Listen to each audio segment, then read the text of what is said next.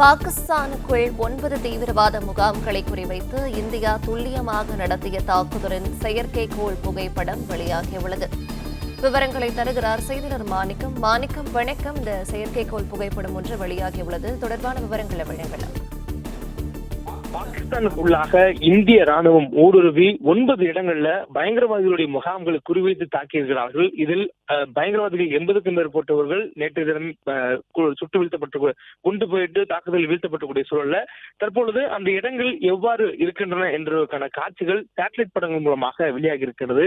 India நேற்று தினமே தாக்குதல் நடத்திய பகுதிகளுடைய காட்சிகளை ஆதாரப்பூர்வமாக காட்டியிருந்தார்கள். கடந்த முறை 2019 புல்வாமா தாக்குதல் நடத்தப்பட்டதுக்கு பிறகாக இந்திய ராணுவம் சர்ஜிக்கல் ஸ்ட்ரைக் என்ற ஒரு ஆபரேஷனை செய்திருந்தார்கள். அதன் மூலமாக தக்க பதிலடி கொடுக்கப்பட்டதாக இந்திய ராணுவம் சொன்ன பொழுது அப்போது இருந்த பாகிஸ்தான் பிரதமர் இம்ரான் கான் அவ்வாறு எந்த ஒரு தாக்குதலும் பாகிஸ்தானுக்குள் நடைபெறவில்லை என்று இந்தியா நடத்திய அந்த சர்ஜிக்கல் ஸ்ட்ரைக்கை ஏளனம் செய்திருந்தார்.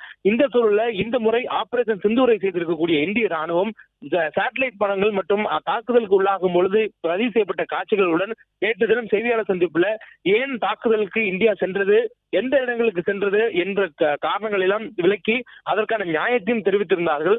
கூட ஆதாரமாக கூடுதலாக அந்த காட்சிகளையும் அவர்கள் வெளியிட்டிருந்தார்கள். அதாவது தாக்குதல் நடத்துவதற்கு முன்பாக அவர்கள் பதிவு செய்தும் குண்டு போடக்கூடிய இடங்களை பதிவு செய்யக்கூடிய காட்சிகளையும் அவர்கள் வெளியிட்டிருந்தாங்க.